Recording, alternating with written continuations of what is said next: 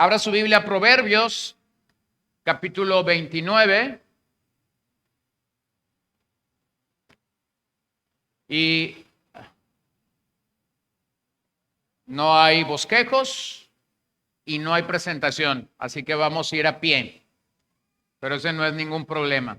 Proverbios 29. Hoy quisiera cerrar la serie que inicié hace 10 semanas. Durante esta serie estuvimos revisando la necesidad que nosotros, como cualquier otra iglesia local, tenemos de asimilar, de entender o de tener un entendimiento bíblico acerca de lo que es ser miembro de una iglesia local. No hablamos de la iglesia universal. Durante estas semanas estuvimos hablando prácticamente de la iglesia local. Hemos hablado acerca de poder saber lo que identifica a la iglesia de Cristo en el Nuevo Testamento. Hemos hablado acerca de la necesidad de tener un sentido adecuado de ser comunidad. Hemos hablado de nuestro servicio comprometido al Señor, del discipulado bíblico, de nuestra unión con Cristo, de la importancia de entender el crecimiento espiritual, el hecho de tener una relación de pacto con una iglesia local. Hemos hablado de lo que creemos, hemos hablado de nuestra visión familiar y la semana pasada hablamos acerca de aprovechar el tiempo. Y mencioné la semana pasada que todos nosotros, por gracia de Dios, tenemos un tiempo de oportunidad. Ese tiempo de oportunidad en las Escrituras es definido por la palabra kairos, no es cronos, no está dirigida por un reloj o por un cronómetro, está dirigida por el tiempo de oportunidad que Dios nos da a todos nosotros en algún momento. Entonces venga conmigo a Proverbios 29, verso 18, donde la Biblia nos recuerda, donde no hay visión, el pueblo se desenfrena. Pero bienaventurado es el que guarda la ley. Léalo conmigo, por favor, está en pantalla. Donde no hay visión, el pueblo se desenfrena, pero bienaventurado es el que guarda la ley. Todo lugar donde tú y yo estamos requiere visión. El lugar donde trabajas tiene una visión. La familia donde vives tiene una visión. La familia donde creciste tuvo una visión. La iglesia a la que asistes tiene una visión. Si el día de mañana estuvieras en otro trabajo, resulta que ese trabajo tiene una visión. Si el día de mañana vas a cualquier otra entidad donde hay más de 2 o 3 personas reunidas, laborando para llegar a una meta, bueno, todo esto requiere visión. Y la razón por la que se requiere visión es porque donde no hay visión, entonces el pueblo se desenfrena. En palabras del libro de Jueces, se dice eso en varias ocasiones. No había rey en Israel y el pueblo hacía lo que mejor le parecía. Entonces la condición en el libro de Jueces es que el pueblo no tuvo visión y por eso el pueblo iba a donde mejor creía. Cuando enfrentas a una persona sin visión, es una persona que va de un lado a otro, va tomando o va prestando o va tomando prestado lo que otros están haciendo. Cuando una familia no tiene una visión clara, los hijos están creciendo pero no tienen un rumbo claro hacia dónde ir. Cuando una familia no tiene una visión clara, tú puedes tener a 3 o a 4 niños en crecimiento en tu hogar y cada uno está tratando de ir a un lado diferente. Y lo mismo pasa en una iglesia. Entonces, permítame esta mañana definir nuevamente para usted lo que sucede en este sentido. Hay varios estudios que presentan el caso de una iglesia y un pastor, y esos estudios demuestran que un pastor va a tardar aproximadamente 5 años en comunicar y en impartir visión a un grupo específico. Voy a volver a citar eso. Un pastor le tomaría más o menos 5 años impartir visión a la grey. Eso pensando que durante esos 5 años, por eso dije que es un caso, esto pensando que durante 5 años no llega absolutamente ninguna persona nueva. Vamos a pensar en una iglesia que tiene 80 miembros y que durante 5 años no llega absolutamente ninguna persona nueva. No es el mejor modelo, claro es. Lo entendemos perfectamente. Si en una congregación de 80 miembros no hubiese crecimiento durante 5 años, por lo menos eso manifestaría que algo está caminando mal en ese lugar. Porque un organismo vivo es un organismo que está creciendo. Creciendo espiritualmente, creciendo numéricamente, extendiéndose hacia otras personas. Pero entonces vamos pensando que a este pastor que le va a tomar 5 años impartir visión, va a trabajar con estas 80 personas y durante 5 años va a estar repitiendo, vaciando y diciéndole a esta gente hacia dónde Dios o hacia dónde los propósitos de Dios apuntan para ellos específicamente. Ahora piensa en eso, piensa en lo contrario. Una iglesia que durante los últimos 5 años sí está experimentando crecimiento. Entonces la chamba para el pastor o para los pastores se incrementa porque esta gente que está llegando de fuera y que está llegando a la congregación, a una congregación que está experimentando lo que Hechos dice, que el Señor añadía cada día a la iglesia los que habían de ser salvos. Entonces ese pastor que ha estado trabajando por los últimos 5 años con esas 80 personas, ahora su trabajo va a ser, ¿cómo le digo a esta gente nueva que está llegando a nuestra iglesia, que por 5 años ha estado recibiendo impartición de visión? ¿Cómo le digo a esta gente lo que Dios quiere por nosotros? Entonces, en el Nuevo Testamento es obvio que el elemento crítico para esto, el elemento crítico para comunicar la visión son los pastores y los ancianos. Los pastores, los ancianos, los obispos, como queramos mencionarlos, imparten visión. No solamente enseñamos al pueblo la palabra de Dios, no solamente predicamos al pueblo la palabra de Dios, sino que tenemos que decirle específicamente a ese pueblo de Dios hacia dónde nos dirigimos. Esto es algo así como el estilo de Abraham. Abraham ha recibido un llamado de parte de Dios. El llamado de Dios es: sal de tu tierra, sal de tu casa, sal de tu parentela, a la tierra que yo te mostraré. Entonces Abraham comienza a caminar en el desierto. Es este patriarca que está caminando y siempre está caminando y nunca logra ver la promesa cumplida para él, pero logra comunicar que un día Dios lo llamó. Entonces esta es la tarea. Necesitamos entender que somos llamados, como dice este proverbio, a no desenfrenarnos. Y para no desenfrenarnos, deberíamos tener claridad de hacia dónde nos dirigimos. Entonces voy a hacer un estudio muy obvio o muy claro. Pudiese parecer muy sencillo para nosotros, pero simplemente quiero que vean esto, cómo opera en una iglesia. Levante su mano si usted tiene menos de 1 año asistiendo a esta iglesia, asistiendo o visitando. Si usted tiene menos de 1 año, levante su mano. ¿Ok? Si usted tiene si usted tiene entre 1 y 3 años, levante su mano. Entre 1 y 3 años que usted está viniendo a la congregación. ¿Ok? Si usted tiene entre 3 y 5 años viniendo a esta congregación, levante su mano. Y si usted tiene entre 5 y 10, levante su mano. Y finalmente vamos los que tenemos más de 10 años acá. Quédese con su mano así. Ok, son muchos más de los que estamos ahorita, son muchos más, y yo sumo todos los que tenemos menos de 10 años aquí. Entonces imagínate, si a un pastor le va a tomar 5 años permear a una grey, ¿de qué es lo que Dios quiere de nosotros? ¿De qué es lo que Dios demanda de nosotros?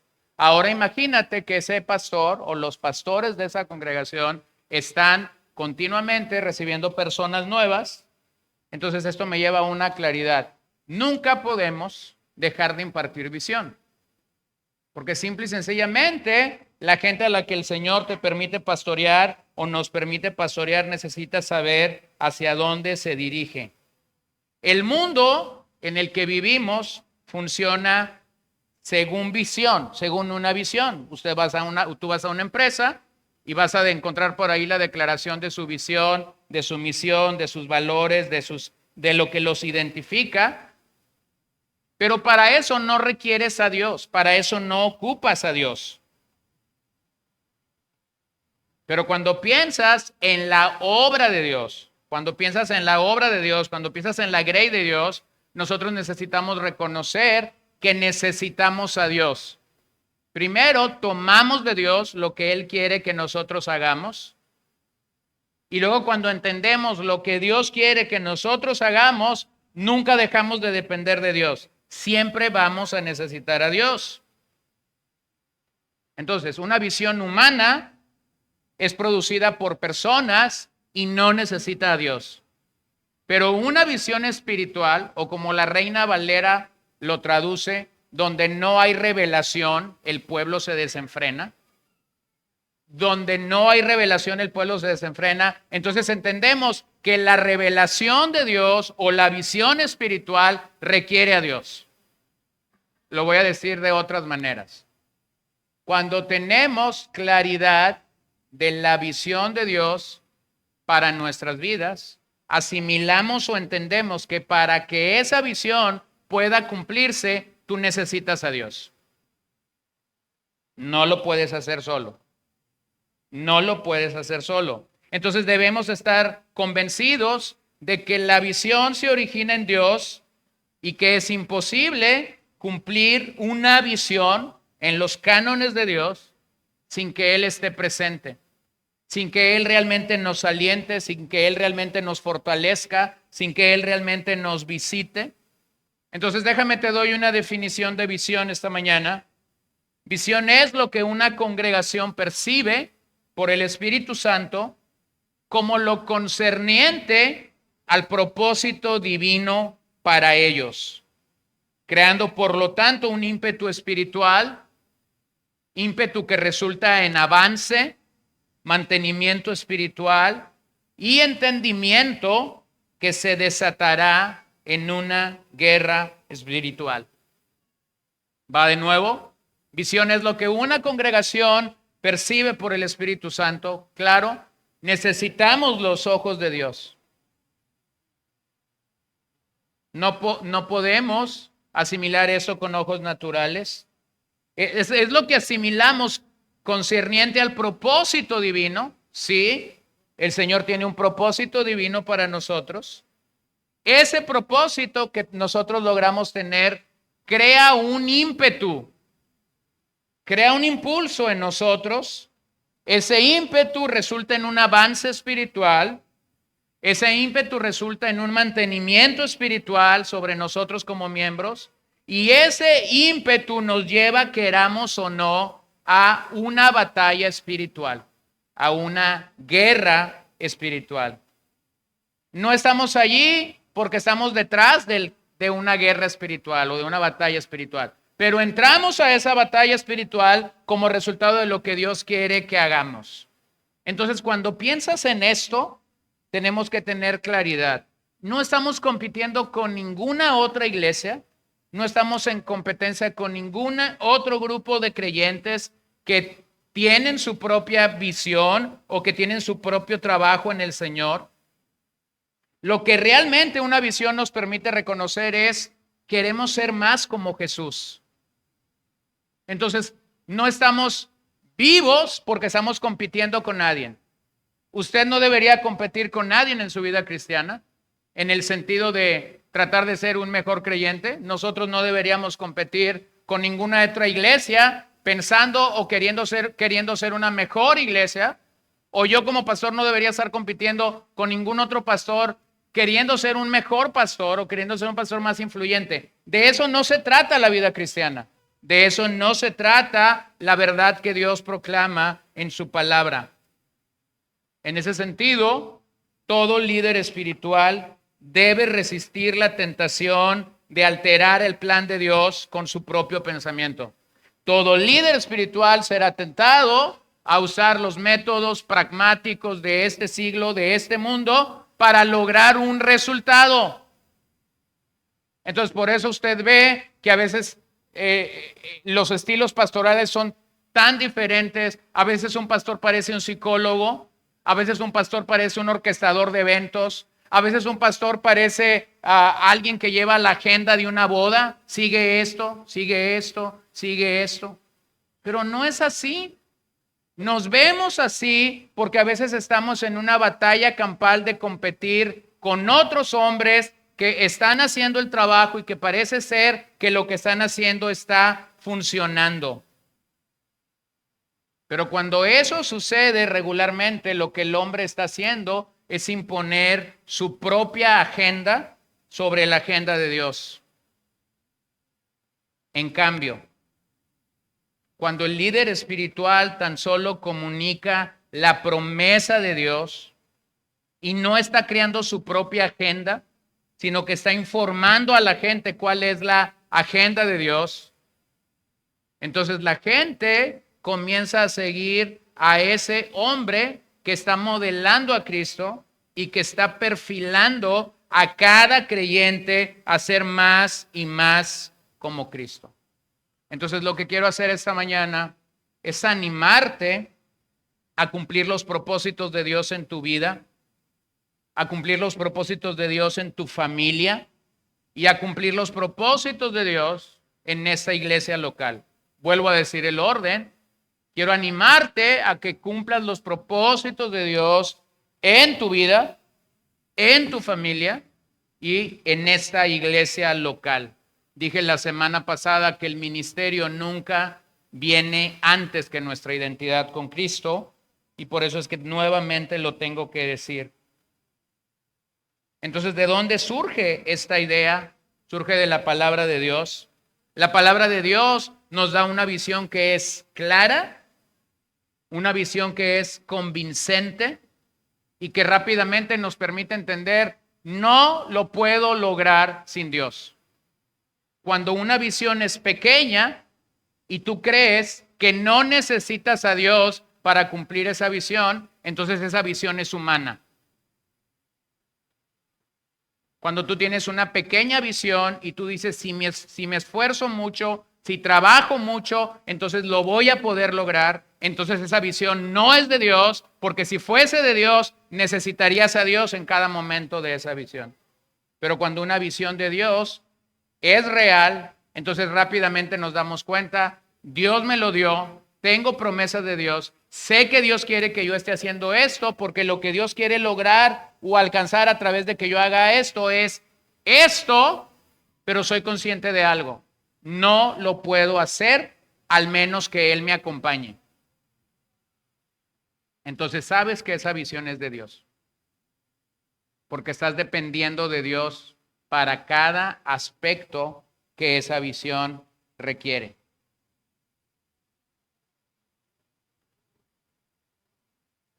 A veces cuando tengo que predicar algo o a veces cuando tengo que viajar y predicar en otro lugar y tomo mi teléfono o mando un mensaje a 2, 3 hermanos y le digo, ¿puedes orar por mí? Estoy por predicar a tanta gente, estoy por hablar en esta conferencia y de repente me regresan los mensajes y alguien me pregunta, ¿todavía te pones nervioso después de tanto tiempo? Y siempre la respuesta más o menos es, los auditorios que no conozco no me ponen nerviosos, los auditorios que conozco son los que me ponen nervioso. Pero lo único que quiero que tu oración me recuerde es que como predicador soy débil, soy frágil, no tengo las cartas suficientes, necesito de Dios.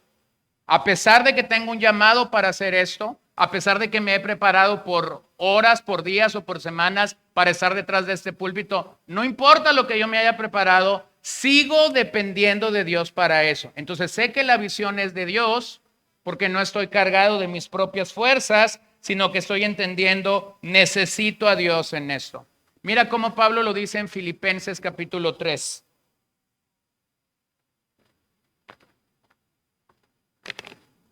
Filipenses capítulo 3, verso 13 al 14. Hermanos, Yo mismo no pretendo haberlo alcanzado ya, pero una cosa hago, olvidando ciertamente lo que queda atrás y extendiéndome a lo que está delante, prosigo a la meta, al premio del supremo llamamiento de Dios en Cristo Jesús. Ese es el apóstol Pablo, está desde una cárcel domiciliaria en Roma, está escribiendo a sus hermanos en Filipos y está reconociendo algo: no lo he alcanzado todo. Al menos que tú ya lo hayas alcanzado todo, este pasaje no es para ti. Si tú esta mañana piensas que ya lo has alcanzado todo, cierra tus oídos porque este pasaje no es para ti. Pero Pablo reconoce rápidamente: no lo he alcanzado, no lo he logrado todo. Pero una cosa hago, olvidándome de lo que queda atrás, me extiendo hacia adelante, y entonces utiliza esta expresión: prosigo a la meta, al premio del supremo llamamiento de Dios en Cristo Jesús. La palabra meta allí es skopos y refiere una marca a la cual fijamos los ojos, como el corredor que mira hacia la meta que quiere cruzar. Entonces, hermanos, ¿cuál es la meta que nosotros tenemos? O lo voy a decir de otra manera: ¿quién es la meta detrás de la cual tú andas? ¿Quién es? Cristo. La meta es Cristo. Cuando una visión no enfoca a Cristo, cuando una visión no tiene como claridad llegar a ser como Cristo, entonces muy probablemente esa visión no se originó en Dios. La meta que Pablo tenía, o lo que Pablo está diciendo es: prosigo a la meta, fijo mi mirada en Cristo. Él es el premio del supremo llamamiento de Dios, Cristo Jesús. Entonces, Pablo reduce la meta de un creyente a la semejanza con Cristo. De entre todas las cosas que tú y yo pudiéramos pensar, de entre todas las cosas que nosotros pudiéramos planear en la vida, si realmente el cristianismo es algo importante para ti, si realmente Cristo es algo importante para ti, entonces esto es lo que Pablo está diciendo. El cristiano, ya sea de forma personal, ya sea de forma que estás impulsando a tu familia a ser como Cristo, o ya sea de forma eclesial o congregacional, tenemos que instarnos permanentemente a ser cada día más y más como Cristo. Yo no sé si usted lo sabe, pero cuando una iglesia surge y entonces esa iglesia identifica la necesidad de ya sea comprar un auditorio, construir un auditorio, comenzar en un terreno y comenzar a pegar ladrillos, bueno, de repente tú llegas a iglesias terminadas y el pastor dice: para que esta iglesia se levantara, se tuvieron que hacer 80,000 tamales de lonte, 100,000 tamales de carne, y te comienzan a decir de qué se trató. O, por ejemplo, una vez estuve en una iglesia en Obregón, donde me dijeron: tuvimos que vender tantas bolsitas de coricos y tantas bolsitas de empanadas para construir este templo. No está mal. Pero entonces lo que quiero ubicarte es en esto. Si lo que nos une como iglesia son los tamales, entonces tu enfoque son los tamales. Si lo que nos une como iglesia son los coricos, entonces esa iglesia perdió la visión. ¿Lo ven?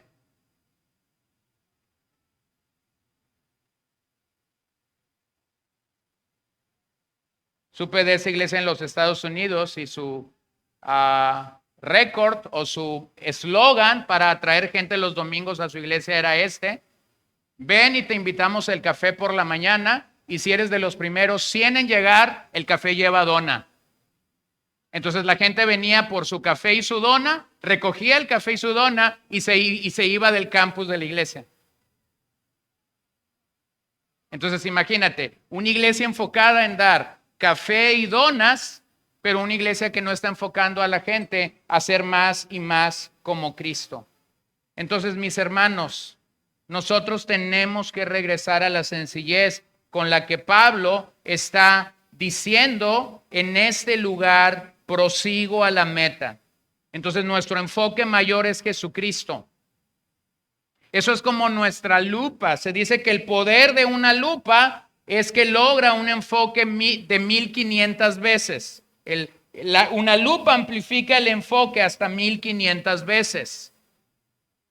Bueno, ¿cuál es tu lupa para ser un cristiano?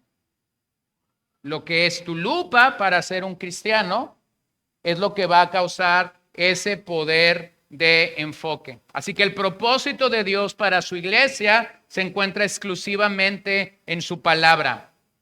La visión realmente, a la luz de lo que Proverbios está diciendo, la visión se trata de abandonarnos a nosotros mismos para que los planes de Dios gobiernen definitivamente.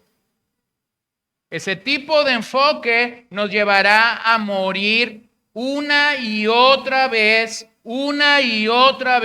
de nuestra propia visión para que sea la visión de Dios la que pueda resurgir.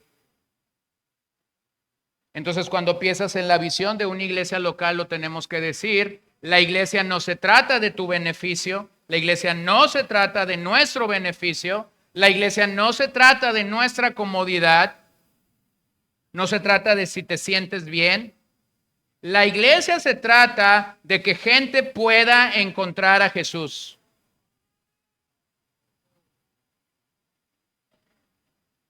Bueno, alguien pudiera decir: qué buena idea, ¿y por qué no les damos café y donas? Bueno, aquí sí te vamos a dar café, tenlo por seguro. Donas, quién sabe. Si te tocó, pero pudiéramos sentirnos bien con el café. Pero la iglesia no se trata de este tipo de cosas. La iglesia se trata de un sentido de búsqueda. Jesús está encontrando al perdido por medio de una iglesia que se levanta con el poder y la gracia que solo el Espíritu Santo puede dar. Así que entender la visión nos ayuda a enfocar el propósito y no solo tener un mantenimiento institucional. La iglesia entonces tiene un sentido de dirección segura, se crea una conciencia entre los miembros de por qué estamos aquí y de cómo deberíamos cumplir el propósito de Dios para nuestros días. Pero pasa algo, y es que mientras más tiempo estamos en un lugar, sea una iglesia, sea una familia, sea un negocio, sea una empresa, sea el lugar que sea, podemos llegar a acostumbrarnos y pensar que las cosas tienen que seguir funcionando como si esto fuera una maquinaria. Y ese ha sido precisamente el error de la iglesia cristiana. Regresemos al día de Hechos o al tiempo de los Hechos de los Apóstoles. El cristianismo empezó en el día de los apóstoles como un movimiento. Algo se estaba moviendo, algo estaba sucediendo en el libro de los Hechos que estaba gestándose en un movimiento. Siglos o milenios después, cada vez que hay un movimiento en la iglesia, nosotros solemos llamar a eso una reforma o un avivamiento, porque algo se está moviendo, algo ha tenido que ser sacudido, porque se había llegado a una costumbre. Y entonces tenemos que regresar al original de Dios en Hechos, un movimiento. Entonces la iglesia comienza como un movimiento. Después la iglesia puede llegar a ser una maquinaria. La maquinaria está funcionando y lo único que tú tienes que hacer es poner on o poner off. Decir enciendo o apago. Y entonces el asunto está funcionando. ¿Quién sabe si está funcionando porque estamos orando o porque estamos buscando a Dios o porque estamos haciendo lo que debemos de hacer? Pero está funcionando muchas veces al estilo de los programas de televisión. Y usted ha escuchado esta expresión alguna vez, ¿no? El show tiene que continuar. Bueno, eso no es lo que debe pasar en una iglesia. El show no debería continuar si algo está caminando mal. Eso se debería detener, eso se debería pausar. Y de hecho, si no lo hacemos, llegamos a la tercera M que deberíamos de evitar, y es que lo que comenzó como un movimiento y llegó a ser una maquinaria se puede volver en un monumento. Y usted sabe qué es lo que pasa en un monumento, ¿no? Llegamos ahí a un monumento, llegas y admiras aquello y dices, hace 30 años, hace 20 años, hace 10 años hacíamos esto. Oh, todo era tan lindo. Mi querido hermano, si tú ves la iglesia como un monumento, si tú ves tu vida espiritual como un monumento, permíteme decirte esta mañana, estás desenfocado, has perdido la visión. Y todos aquí corremos el peligro de las 3 M's. Movimiento, maquinaria, monumento. Movimiento, maquinaria, monumento. ¿Qué tenemos que evitar? Tenemos que llegar a ver la vida cristiana como un monumento. Tenemos que evitar que la vida cristiana se nos vuelva una maquinaria. La esencia de la vida cristiana es un movimiento. Cada día es la oportunidad de ser más y más como Cristo. Entonces la clave no es un método, la clave no es un predicador, la clave no soy yo como el pastor, la clave no es ninguno de los líderes de esta congregación, la clave no es un pastor famoso en YouTube. La clave para encontrarnos cuerdos y en línea con el plan de Dios es Cristo. Es Cristo, no los métodos. Los métodos pueden ir y venir. Los métodos pueden ser perfeccionados. Los métodos pueden ser cubiertos de tanta gracia de Dios que aún en las peores equivocaciones que pudiéramos cometer de habla, de comunicación, de cómo hacer el ministerio en el trato con la gente, pero si Cristo está detrás de ello, Cristo te otorga la gracia. Entonces hay 4 elementos indispensables de una visión.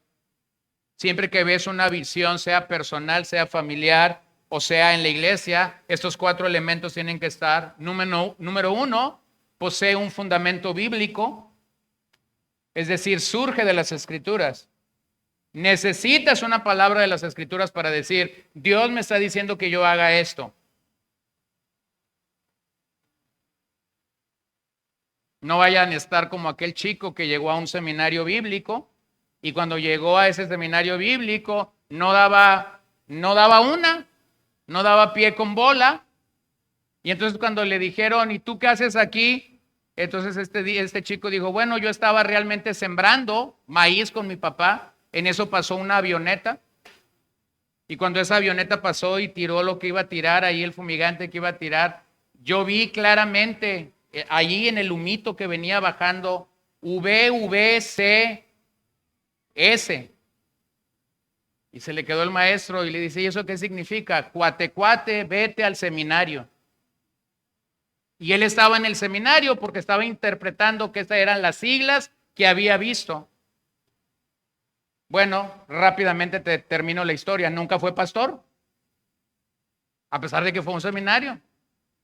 ¿Por qué? Porque su visión fue un tanto mística y un tanto maravillosa para el mundo de los místicos, pero realmente él no tenía un llamado que emanaba de las Escrituras, él no tenía una pasión por las almas que emanaba de las Escrituras. Entonces, número 1, posee un fundamento bíblico. Número 2, se requiere entendimiento espiritual. Se requiere que cuando has leído este pasaje de las Escrituras que dispara o despierta en ti la visión, tengas entendimiento espiritual para saber que es Dios quien está hablando.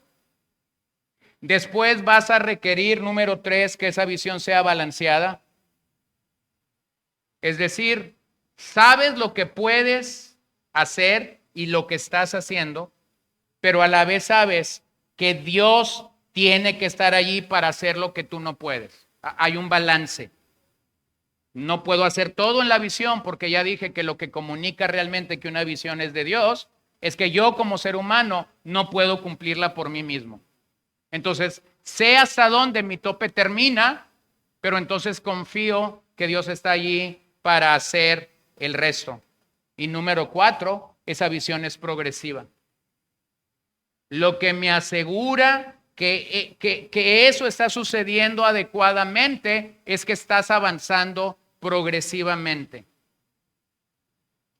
Cuando definimos la palabra victoria y nosotros queremos siempre ser victoriosos o queremos siempre tener la idea de que estamos en victoria, hay algo que sucede detrás de la victoria. Para que una victoria se geste o para que una victoria se dé, ¿cuál es el antecedente? ¿Qué hay antes de la victoria? Hay una pelea, hay una lucha, hay un desafío, hay gigantes que derribar, hay murallas que tirar, hay mares que abrir, hay ríos que cruzar.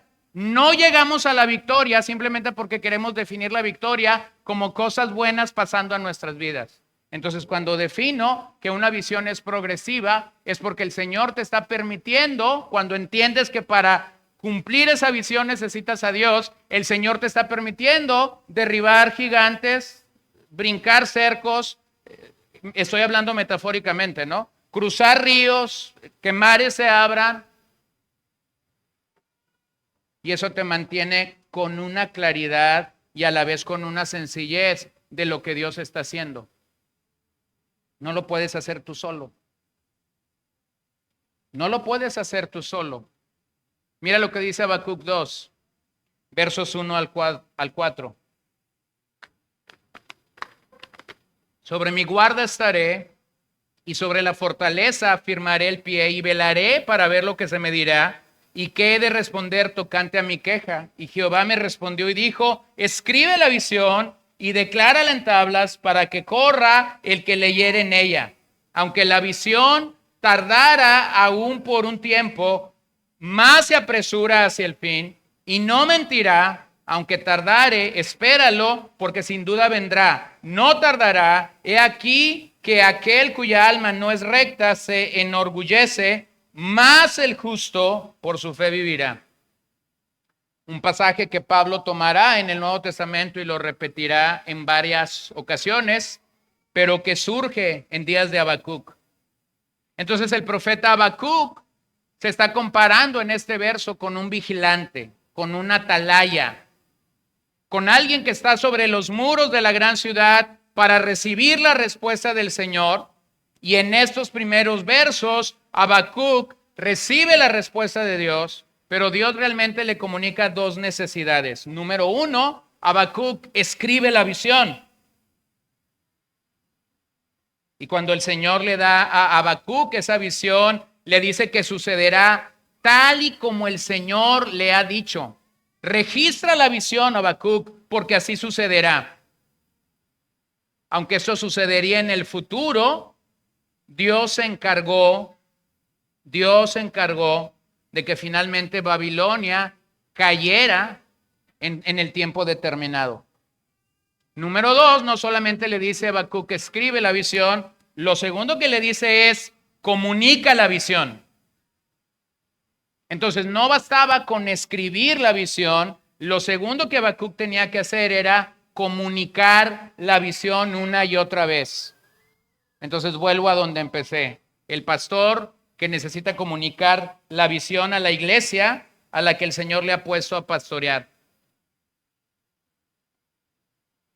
Esta es una labor que puede ser cansada, esta es una labor que puede ser repetitiva, esta es una labor a la cual podemos una y otra vez estar retando a la grey de Dios para comunicar la visión, pero es una labor que es válida porque la Biblia claramente nos llama y nos lleva a esto como parte de lo que primera de Pedro 5 dice acerca de pastorear la grey de Dios.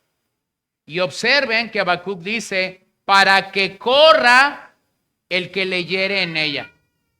Entonces esta visión es obvia, es clara, es definida, y quien la lee puede entender de qué se trata. Eso nos llama a la claridad con la que debe ser comunicada, con la que debe de ser escrita, de tal forma que el que lea pueda entender su significado. Entonces déjame pasar los últimos minutos de esto, definiendo esto. ¿Quiénes somos? ¿Qué nos distingue? hacia dónde nos dirigimos. Dice Proverbios 21:5, los proyectos del diligente ciertamente son ventaja. Lo vuelvo a citar. Los proyectos del diligente ciertamente son ventaja. Una persona diligente en este pasaje es una persona que sabe cuál es su tarea y la hace. No es como ese adolescente que vive en casa, que sabe que tiene que lavar los platos. Desde que el día inició, la madre le dice, tienes que lavar los platos. No lava los platos del desayuno, tampoco lava los platos de la comida. Y cuando llegan los platos de la noche, entonces se está quejando diciendo, pero es que son demasiados. Y ya empezaron las risas y las miradas y entiendo que no nomás pasa en mi casa. Entonces el asunto aquí es que una persona diligente es una persona que no deja para mañana o para horas más tarde lo que tiene que hacer ahora mismo. Piensa cuando vas con un médico, tienes algún padecimiento, tienes que ir con un médico, ese médico te da las recetas y te dice la hora exacta.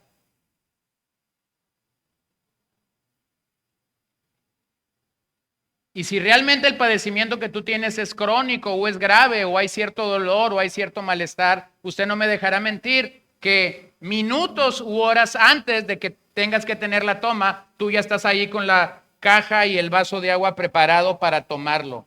Estás siendo diligente en tu tratamiento, aunque también puede ser no diligente en tu tratamiento.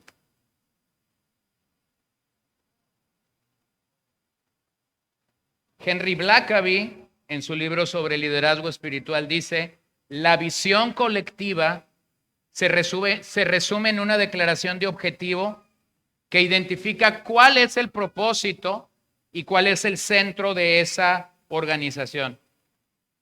Entonces, nuevamente, quisiera recordarte, somos iglesia y seguimos a Cristo porque queremos ser como Cristo.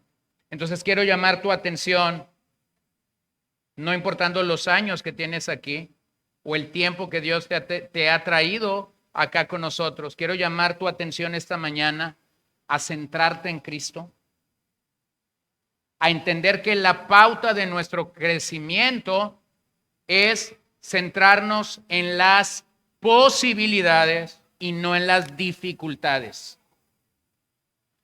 Cuando un creyente empieza a ver sus dificultades más grande que sus posibilidades, está desenfocado.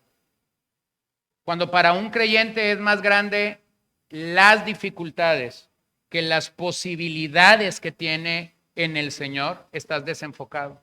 Has perdido tu enfoque en Cristo. Las circunstancias, la enfermedad, los problemas, las relaciones van a acabar contigo. No estamos aquí por ello. Cualquier persona en el mundo en el que vivimos sufre a nivel relacional y la razón por la que sufre a nivel relacional es porque el pecado mora dentro de nosotros y nada bueno puede pasar cuando dos pecadores se juntan y comienzan a platicar. Lo vuelvo a decir, nada bueno puede pasar cuando dos pecadores se juntan y comienzan a platicar. Uno está portando su pecado y el otro también está portando su pecado.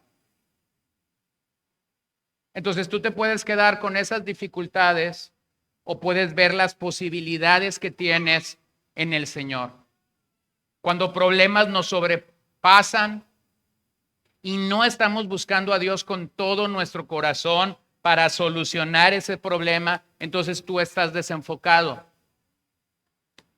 Pero cuando estás concentrado en Cristo, entonces dispondrás de todos los recursos para obedecer la voluntad de Dios.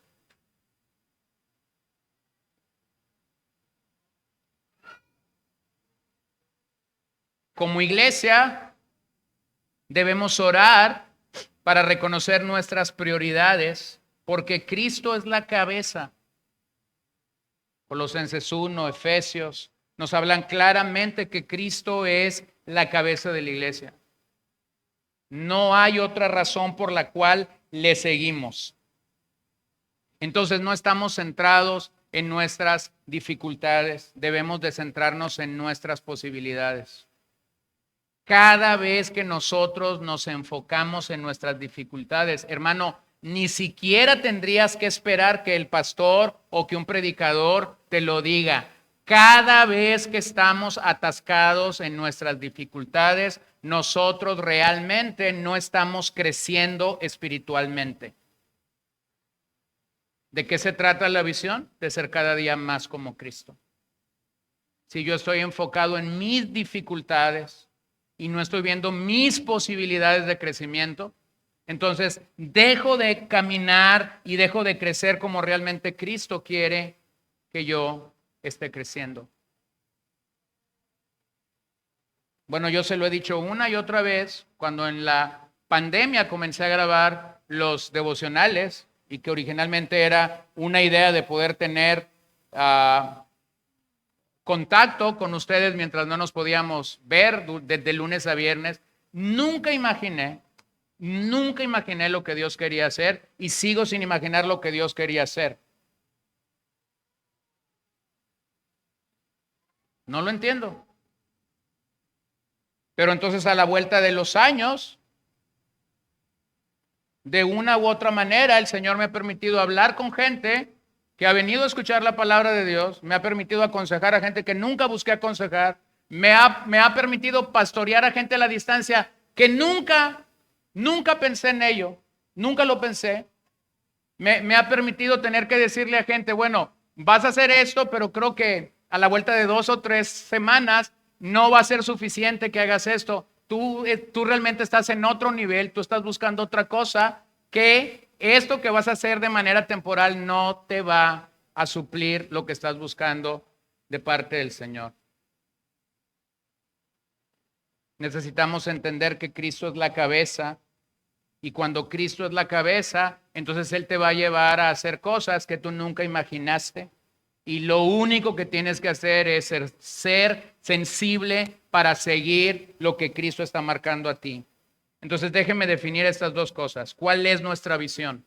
Bueno, ya dije, seguimos a Cristo. Pero mientras seguimos a Cristo, ¿qué hacemos como iglesia? Ok, lo hemos limitado o lo hemos dicho de esta manera. Alcanzamos al perdido y lo ayudamos a ser como Cristo.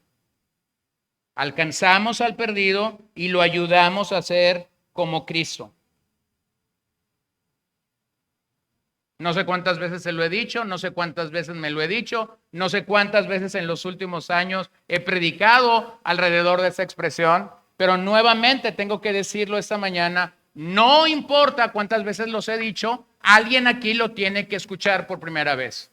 Y yo que lo he dicho por muchas veces, me lo tengo que recordar aquí. La razón de que esta iglesia local siga de pie únicamente es esta: alcanzar al perdido, y una vez que lo alcanzamos, ayudarlo a ser como Cristo, y cuando nosotros hacemos eso, entonces estamos dando gloria a Dios.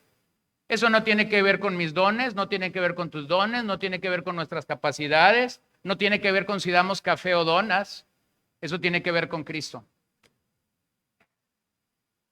Eso tiene que ver con Cristo. De esa visión surge una misión, así que nuestra misión claramente es la formación de discípulos que viven bajo principios bíblicos y que son capaces de evangelizar y discipular a otros.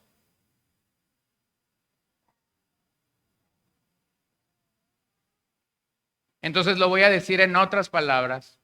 La iglesia por la que Jesús murió en la cruz es una iglesia de la Gran Comisión. La iglesia por la que Jesús murió en la cruz es una iglesia de la Gran Comisión. ¿Qué hace una iglesia de la Gran Comisión? 2 tareas. No son muchas, nada más 2. Evangelizas, discipulas. ¿Qué hace una iglesia de la Gran Comisión? Evangeliza, discipula. ¿De dónde sale eso? ¿De algo que desayuné esta mañana y se me ocurrió apuntar esto en mis notas? No, eso sale de la Gran Comisión. Id por todo el mundo y predicad ¿qué? El evangelio, evangelismo, bautizándolos en el nombre del Padre, del Hijo y del Espíritu Santo y enseñándoles que guarden todas las cosas. Discipulado. Entonces, ¿cómo demuestro que esta visión es bíblica? Mateo 28, 18 al 20. Como sé que esta visión es balanceada, me toca evangelizar, me toca discipular, al Señor le toca salvar, al Señor le toca convencer de nuestros pecados. ¿Cómo sé que es progresiva? Porque hay más gente nueva siendo alcanzada y porque hay más discípulos siendo formados. ¿Y se me está yendo un elemento?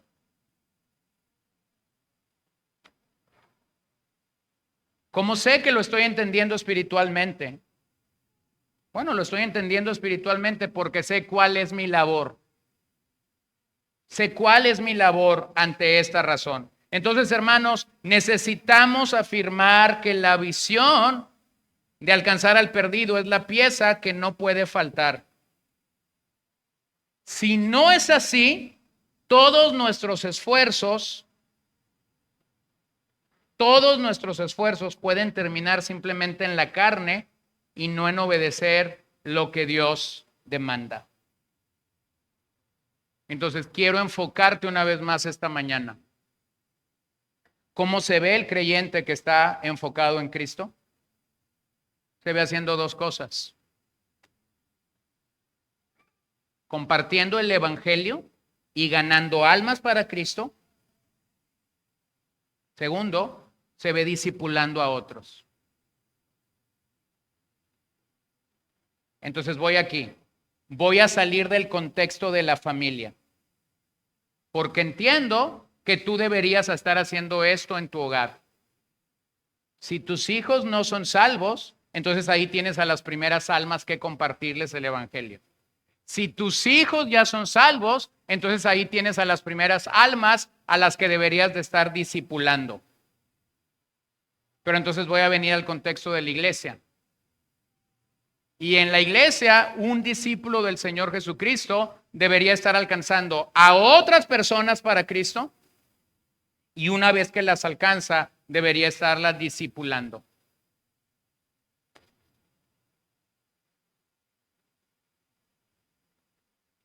Entonces yo me voy a hacer una pregunta y yo me voy a contestar esa pregunta para ayudarte a pensar.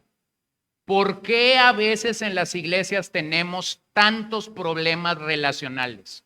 Mi respuesta, tenemos problemas relacionales porque la gente no está alcanzando perdidos y no los está discipulando. Entonces, cada vez que yo no estoy alcanzando perdidos y que yo no estoy discipulando a otros, mi pecado se va a sentar con el pecado de otros creyentes y de esa mesa va a salir gran pecado.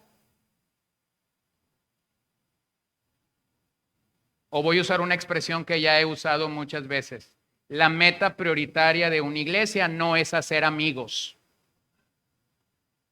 Cuando una persona llega a una iglesia diciendo que quiere tener amigos, estás entrando con el pie izquierdo.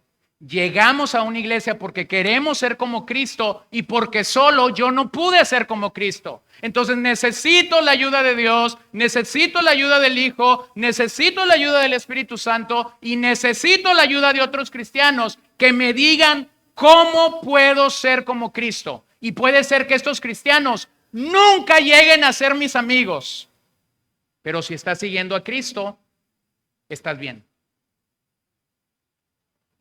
Porque si estás siguiendo a Cristo, vas a ser como Cristo.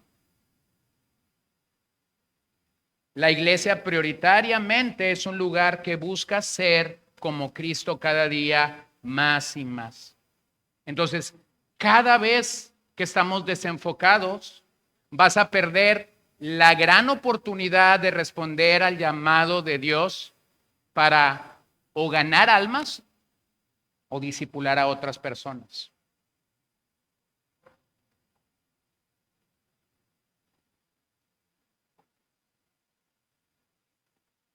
¿Qué nos distingue como iglesia? Déjenme ir rápido para terminar esta mañana. Pero hay algunas cosas que nos distinguen y que nosotros tenemos que definir. Número uno, nos distingue ser una iglesia de la palabra. Nos distingue ser una iglesia de la palabra. La Biblia es suficiente para nosotros. Cuando Pablo le dice a Timoteo que algunos no se conforman con la palabra de Cristo y están buscando en la filosofía y en la sabiduría de este mundo recibir algo más, claramente Pablo le dice a Timoteo, esto está mal. Entonces, cuando definimos que somos una iglesia de la palabra, reconocemos que la Biblia es suficiente, es nuestra única constitución infalible, tanto en asuntos de fe como en asuntos de práctica. Segunda de Timoteo 3, 16, 17, cuando Pablo le dice a Timoteo que toda la escritura es inspirada por Dios. Hebreos 4, 12, cuando el autor a los hebreos dice que la palabra de Dios es viva y eficaz y es más cortante que toda espada de doble filo. La palabra es suficiente. No nos debemos apartar de la palabra para alcanzar la meta divina del Señor. ¿Cuál es la meta divina del Señor? Por medio de su palabra. Predicas el evangelio y los pecadores son salvos. Sigues predicando el evangelio y los santos son santificados. ¿Qué herramientas nos dio el Señor para la labor de la gran comisión? El Espíritu Santo y la palabra. El Espíritu Santo convenciendo a pecadores para que lleguen a ser salvos. El Espíritu Santo haciendo el trabajo de santificación, siempre por medio de la palabra. Colosenses 3:16, la palabra de Cristo more en abundancia entre vosotros. Entonces somos una iglesia de la palabra, creemos la palabra, predicamos la palabra, cantamos la palabra, oramos la palabra, vamos al libro. Cuando decimos que vamos a predicar un libro completo, predicamos el libro completo, capítulo tras capítulo, verso tras verso, línea tras línea, y si es necesario quedarnos en un solo verso, nos vamos a quedar. Nos vamos a quedar. ¿Qué te da ese énfasis en la palabra? Ese énfasis en la palabra te ayuda a ser enfático en tu crecimiento espiritual. Y ese crecimiento espiritual debería tener como resultado el crecimiento de nuestro carácter. Número 2, somos una iglesia que reconoce el señorío de Cristo. Reconocemos el señorío de Cristo. No solamente que Él es nuestro Salvador, Él es nuestro Señor. O como lo hemos definido a la luz de los apóstoles, el libro de los Hechos, cuando los apóstoles predicaban acerca del evangelio, predicaban mayormente que Jesús era Señor. Solo en 2 ocasiones hablaron de Él como Salvador. Eso es totalmente contradictorio a una idea que se tiene en el evangelio de que comienzas a predicar de Cristo y dices, ven a Él, Él te quiere salvar. Bueno, eso es cierto, Él nos quiere salvar. Pero a veces limitamos ese trabajo y esa tarea al hecho de que Cristo es el Salvador de nuestras almas, cuando realmente lo que el Nuevo Testamento comunica es que Él es el Señor de señores. ¿Por qué es que Cristo nos puede salvar? Porque Él es el Señor. Entonces, cuando no entendemos el señorío de Cristo, vamos a caer en el error de decir, ven y haz a Cristo el Salvador de tu vida. Quédate ahí 10 años de tu vida, solo lo reconociste como Salvador, vas y vienes, haces lo que quieres y en algún momento dices, ay, ahora sí va a ser mi Señor. Ahí cuando un cristiano reconoce que Cristo es su Señor, ahí es cuando nace de nuevo. Yo escuché una vez a una persona, estaba dando testimonio en una conferencia de pastores y estaba diciendo que había estado por 30 años en la iglesia y había hecho a Cristo el Salvador de su vida, pero que recién lo acababa de ser el Señor de su vida. Entonces volteé, ahí estaba una persona conmigo, le pegué un codazo y le digo, está recién convertido. No es cierto que tiene 30 años en la iglesia. ¿Esto no es un juego? ¿Cómo que tú puedes hacer? En primer lugar, tú no puedes hacer nada con el Rey de Reyes y el Señor de Señores. El Dios de la Biblia no es un títere para que tú hagas con Él lo que tú quieras. En primer lugar, tú no puedes decir, es mi Salvador, pero no es mi Señor. Hermano, primo o sobrino, o es tu Señor o no es Dios. No es Dios. Entonces tú no puedes hacer con Él lo que Él quiera, Imagínate que Pablo estuviera diciendo, yo voy a hacer contigo lo que yo quiero, Señor. No, el Señor lo rescata. Y cuando el Señor lo rescata camino a Damasco, le dice todo lo que va a pasar. Y le dice, me has estado persiguiendo realmente a mí, no a la iglesia, pero ahora me place salvarte y decirte que vas a comunicar mi evangelio y vas a ir a donde están reyes y gobernantes para hacerlo. Ese no es un salvador. Ese no es un salvador diciéndole a Pablo, acabas de sacar el pase para ir al cielo y de hecho puedes hacer lo que tú quieras y después platicamos. No, esta es la manera como un Señor actúa. Hace lo que Él quiere con nosotros. Entonces, somos una iglesia de señorío porque reconocemos claramente que seguimos a un Señor. O en palabras de Jesús, Lucas 9:23, y decía a todos, si alguno quiere ser mi discípulo, niéguese a sí mismo, tome mi cruz cada día y sígame. Eso no es un Salvador hablando, diciéndote puedes jugar con la iglesia por 15 años y después platicamos. Ese es un Señor actuando. Él marca la orden, Él marca la directriz, Él dice lo que se hace. O lo puedes ver en Juan 15, cuando Él está hablando de la vid y de los pámpanos y se nos hace un llamado claro a constituirnos como discípulos obedientes. Entonces voy a ser consciente de eso. Esa es la razón por la que hablamos de la necesidad de ser salvo. Tú puedes venir a esta iglesia o ir a otra iglesia como visitante y está bien. Pero la única manera como puedes identificarte como un genuino discípulo y un seguidor de Cristo es porque has reconocido a Jesús como el Señor de tu vida. Y eso es por gracia, por medio de la fe. Número 3, somos una iglesia que acepta el modelo de la iglesia neotestamentaria. Entendemos que entre el relato de los evangelios y la epístola a los romanos, hay un libro incrustado en el Nuevo Testamento llamado Hechos. Hechos funciona como la bisagra de una puerta que cierra y abre. Hechos es la historia de los primeros 30 años de la iglesia primitiva, entre que Jesús resucita y asciende al cielo y que los apóstoles comienzan a escribir las cartas donde la doctrina de la iglesia se establece.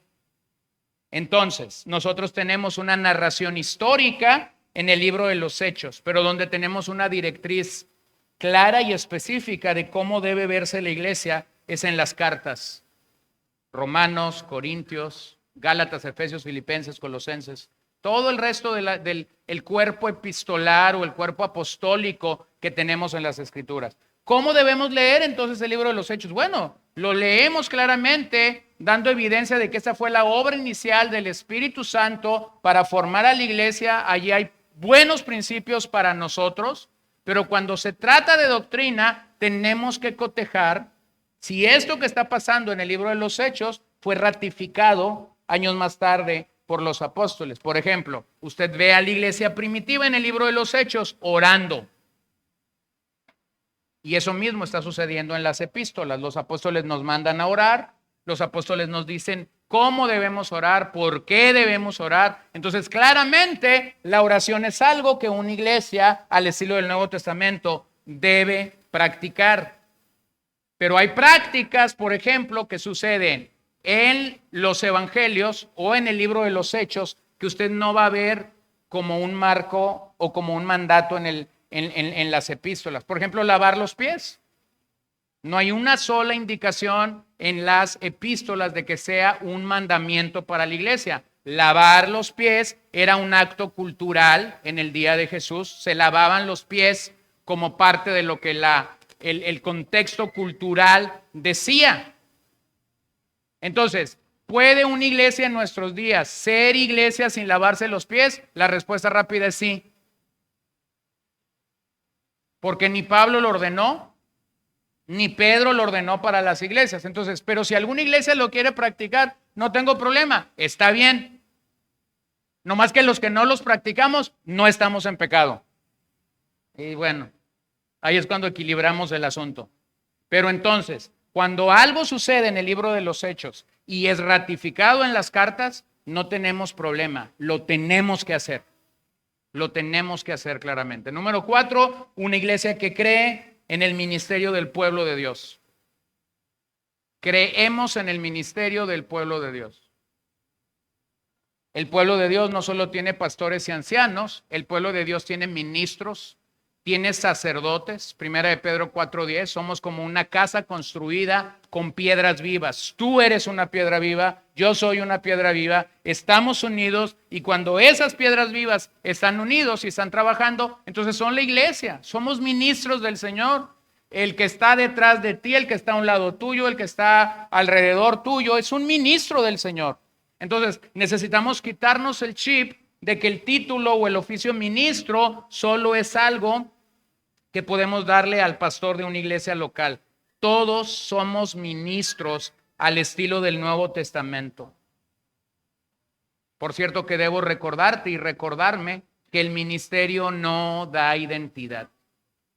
Solo Cristo puede darte identidad, no el ministerio. A veces la gente se siente bien porque tiene un ministerio y porque ahí está su identidad. Vuelvo a decirlo, quítale el ministerio y si esa persona no sabe qué hacer, entonces su identidad estaba en el ministerio, no estaba en Cristo.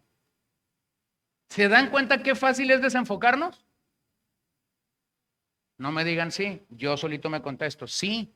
Es bien fácil desenfocarnos y olvidarnos que se trata de Cristo, no de lo que hacemos. Pero ¿cuál era el premio del llamamiento supremo al que Pablo está corriendo y al que nos llama a correr a nosotros? Cristo. 5. Somos una iglesia de cuidado pastoral. Ese cuidado debe ser integral. Ese cuidado debe ser,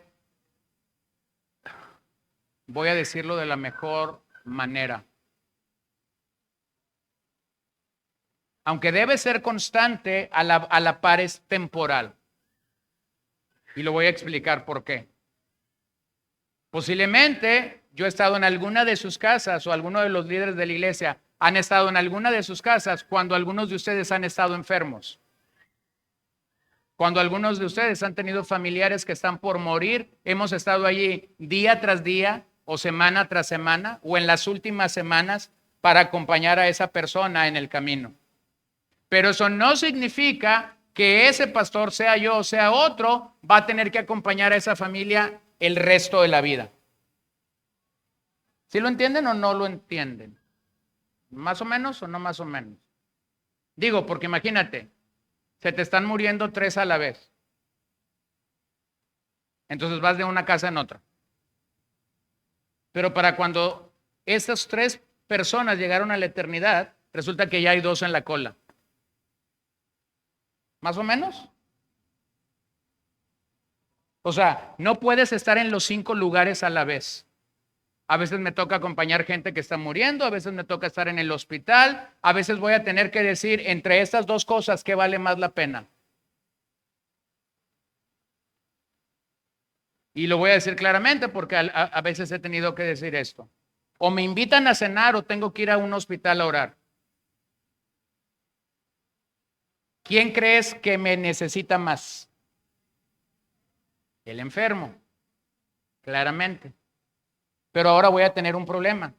El enfermo va a decir, el pastor vino a orar por mí y aquí va a haber una familia sentida, porque no fui al cumpleaños número 45 o 60. ¿Sí lo ven? Entonces, el cuadro se complica nuevamente por una razón. Somos pecadores.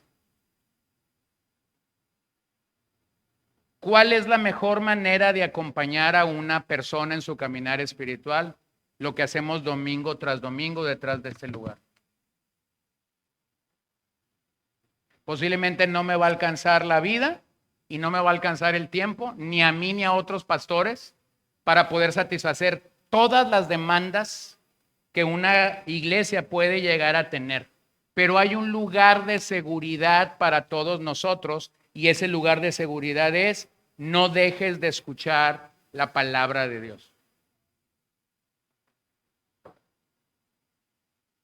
Bueno, a mí me impresiona a veces lo que pasa en la transmisión los domingos. A veces hay gente que no puede venir a la iglesia por cuestión de enfermedad, pero está en la transmisión. Y sé que está en la transmisión porque está comentando el mensaje, está diciendo amén o está haciendo estas cosas. Y luego cuando después termina el mensaje, yo recibo un WhatsApp de esta persona diciendo, fíjate que esto así, así, así, del mensaje que acabas de compartir. Bueno, una gracia que no teníamos hace unos años. No es la mejor manera, no es la mejor manera, lo hemos entendido, después de pandemia lo hemos entendido perfectamente. Sin embargo, vean cómo nos podemos valer de medios para seguir acompañando a personas en sus problemas, en sus necesidades, en sus aspectos difíciles. Entonces, hermanos, primera de Pedro 5 claramente dice que pastoreemos la grey de Dios. Y la grey de Dios es bien diversa. La grey de Dios es bien diversa, hermanos. Y esto no es una justificación. Usted mismo lo puede experimentar. Usted es bien diferente, si usted es un hombre, usted es bien diferente a su esposa. Sus hijos son bien diferentes. Entonces está el hijo que se saluda con que le digas, hola, ¿cómo estás? Pero el otro hijo resulta que no se conforma con un hola, ¿cómo está? Quiere un abrazo, quiere un beso, quiere un apapacho. Y está el otro vecino que vive contigo que ese te puede pasar por un lado corriendo y no te dice ni adiós ni ya llegué. Los tres son tus hijos y a los tres los quieres, ¿sí o no? Bueno, así es la grey del Señor. Así somos, hermanos. Entonces a veces no le atinamos. Cuando alguien me habla y me dice, fíjate que estoy pasando por esta necesidad, le tengo que hacer la pregunta, hermano, ¿quieres que esta necesidad la publique en el grupo de WhatsApp que tenemos? ¿Por qué lo hago? Algunos se sienten mal. ¿Por qué lo hago? Porque ya me ha pasado. Que yo cuelgo y publico eso y digo, hermanos, oremos por esta persona porque está pasando por tal necesidad. Y a la vuelta de 2 minutos tengo una llamada. Pastor, estoy muy enojado. Ay, ¿qué hice? ¿Por qué estás enojado? Porque usted es un mitotero. Yo no le pedí que pusiera eso en el grupo de oración. Entonces ahora alguien me pide oración y digo, hermano, ¿me estás pidiendo oración personal? ¿Quieres que yo y mi esposo oremos por ti? ¿O quieres que publiquemos eso? No, hay algunos que me dicen, pastor, hasta en las redes publíquelos y si lo puede pasar al debate, páselo al debate. Pero hay otros que no son así. ¿Sí me entienden? Entonces las ovejas son bien diferentes. Son bien diferentes y eso a veces complica el cuidado. Pero no estamos diciendo que primera de Pedro 5 no se debe llevar a cabo. Debemos de apacentar y cuidar a las ovejas y velar por ellas, solamente que eso puede ser muy diferente en cada aspecto. Número 7, y ya casi acabamos. Número 6, perdón. Somos una iglesia integral. Ancianos, adultos, jóvenes y niños, estamos ahora aquí. Esta es nuestra vida de iglesia. Así dice la Biblia en el Antiguo Testamento. Así pasaba en el Nuevo Testamento. Así sucede. La responsabilidad mayor que usted tiene como padre, lunes, martes, miércoles, jueves, viernes, sábado y domingo, es ministrar a sus propios hijos. Cuando sus hijos comienzan a vivir la vida cristiana, el primer pastor de esos hijos es usted, no soy yo. Yo nomás lo animo, yo nomás le echo porras, yo nomás lo ayudo. Si usted tiene un problema alguna vez con su hijo y usted me llama y me dice qué puedo hacer, yo lo voy a animar, voy a orar por usted, le voy a decir que puede leer, etcétera, etcétera, etcétera. Pero la demanda principal de usted o de Dios para la crianza de sus hijos es usted, no es la iglesia. Entonces, en ese sentido, somos una iglesia integral. No nos separamos nunca, estamos juntos, estamos reunidos, amando al Señor, adorando al Señor, escuchando la palabra del Señor. Número 7, finalmente, somos una iglesia con un ministerio cuádruple. Eso es lo que hacemos, una iglesia con un ministerio cuádruple. Primera de Pedro 2, verso 5.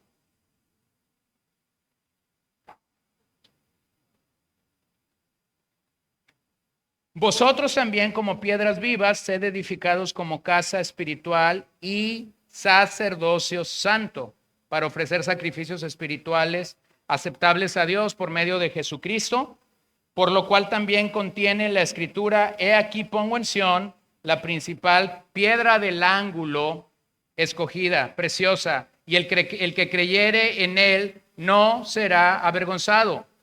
Para vosotros, pues, los que creéis, él es precioso, pero para los que no creen, la piedra que los edificadores desecharon ha venido a ser la cabeza del ángulo, y piedra de tropiezo y roca que hace caer, porque tropiezan en la palabra, siendo desobedientes, a la cual fueron también destinados. Mas vosotros sois linaje escogido, real sacerdocio, nación santa, pueblo adquirido por Dios, para que anunciéis las virtudes de aquel que os llamó de las tinieblas a su luz admirable.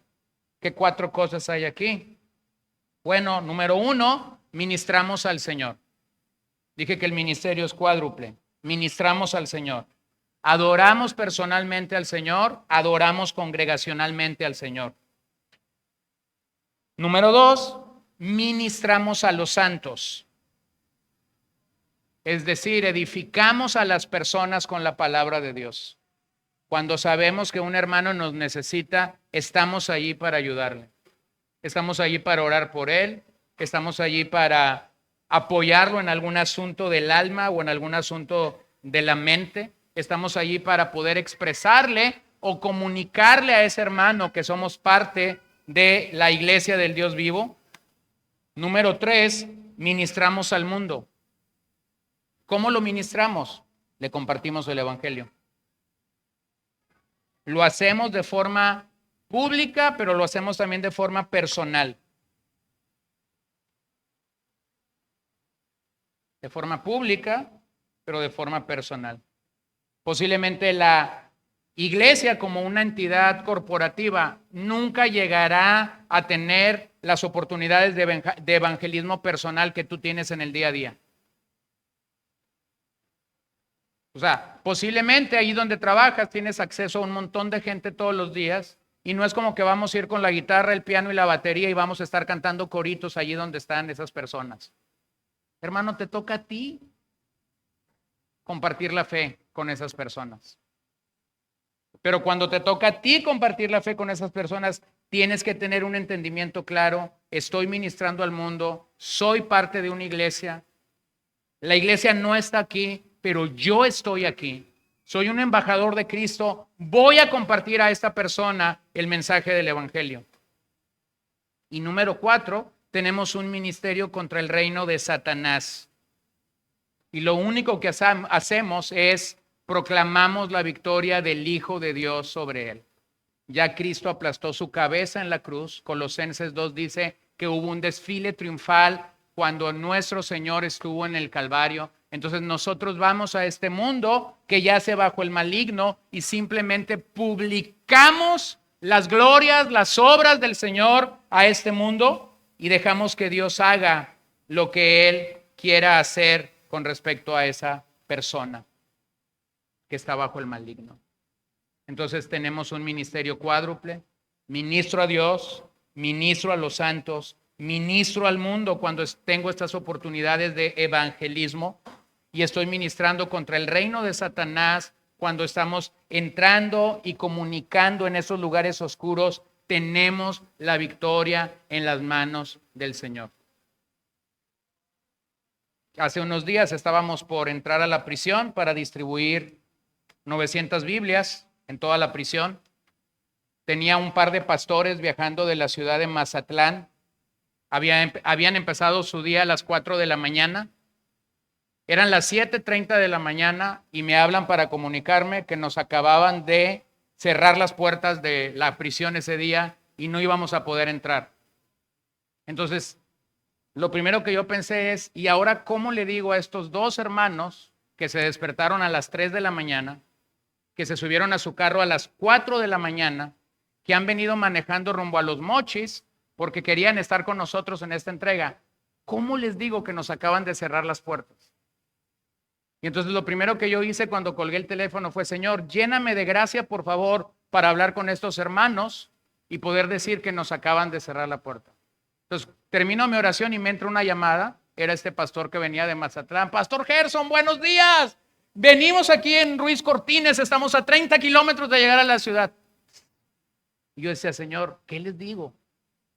Entonces le digo, hermano, me da mucha pena lo que te voy a decir, pero acabo de recibir una llamada donde nos están cerrando la prisión para hacer esta entrega. Y entonces hubo un silencio como de 1 minuto.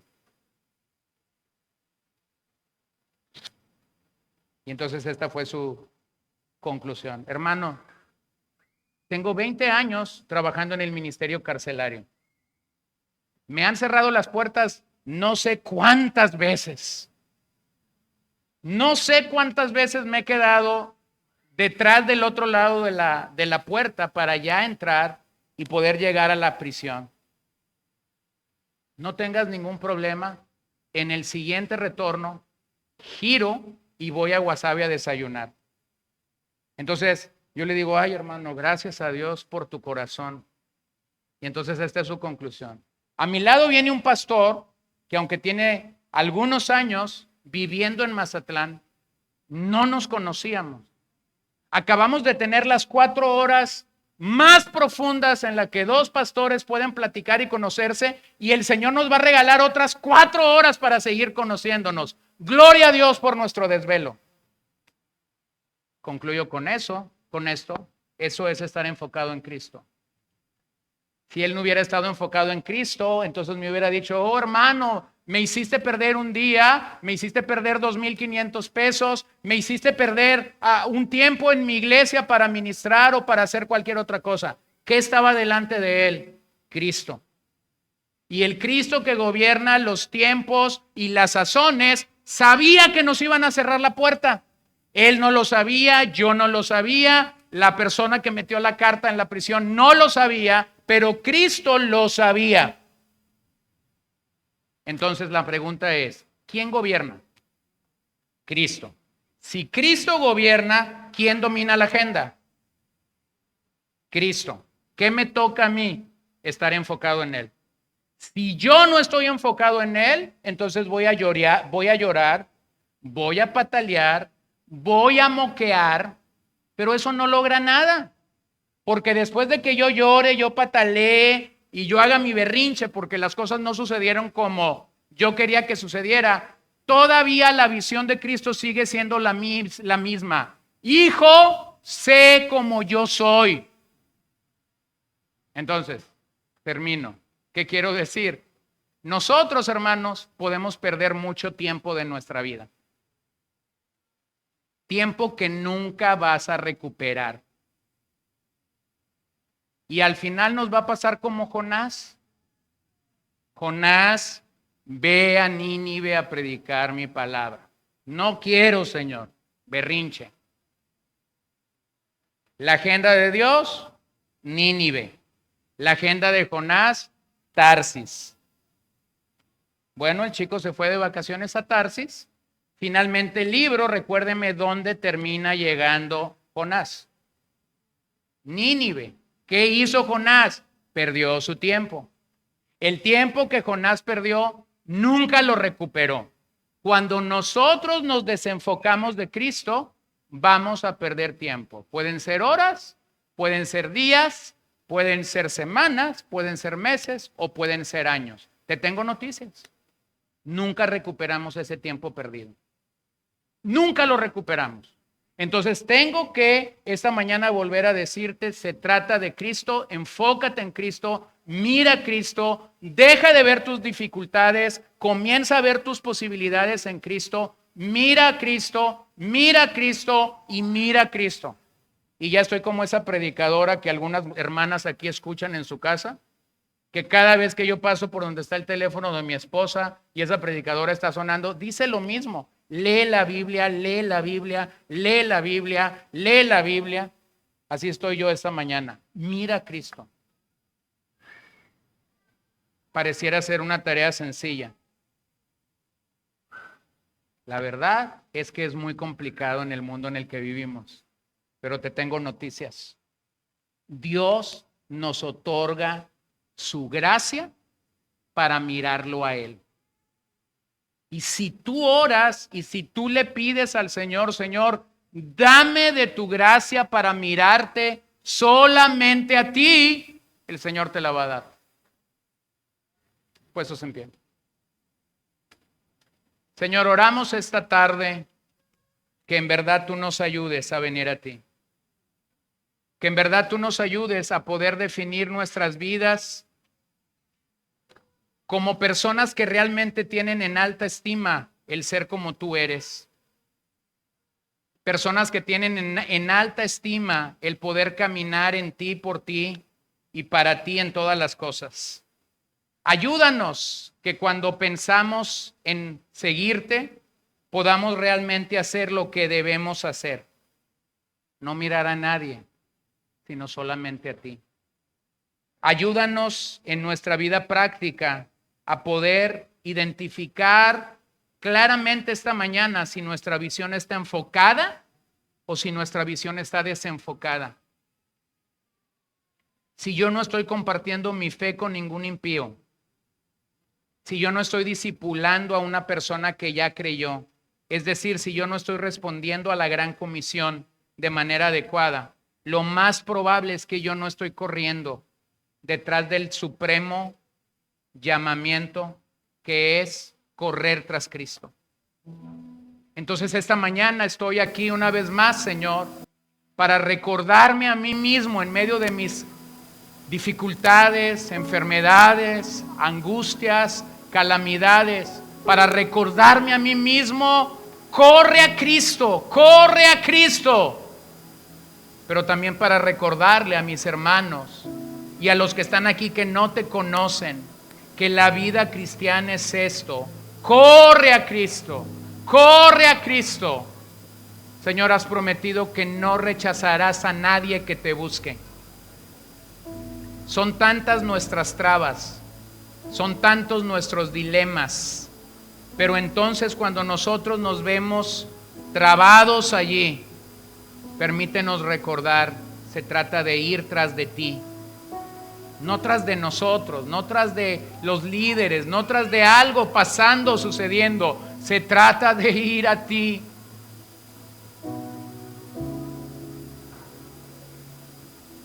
Ayúdanos, Señor. Danos gracia para seguirte. Danos gracia para responder al llamado de Dios a nuestras vidas. Danos gracia para unirnos como iglesia, de tal manera que nosotros suplicamos humildad, de tal manera que nosotros suplicamos cordura, entendimiento espiritual, sensibilidad espiritual para venir delante de ti y decirte: si en mi corazón he fallado, si en mi mente he fallado, si en mi carne he fallado, permíteme enfocarme adecuadamente esta mañana en ti.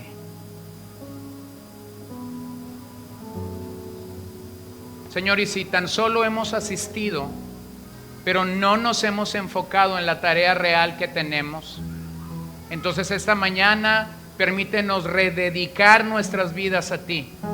Rededicar nuestras vidas a estas dos grandes tareas que tenemos: alcanzar al perdido y ayudarlo a ser como Cristo. Y mientras nosotros laboramos en ti, por ti y para ti en ello, nuestras dificultades, nuestras angustias, entonces realmente se convierten en posibilidades de ver la gracia de Dios sobre nosotros. Señor, aquí estoy yo y aquí están mis hermanos, los cuales compraste a precio de sangre. Aquí estoy yo y están mis hermanos que pueden tener problemas, angustias, que tú las conoces, que tú las sabes. Señor, ven y sé propicio a nosotros.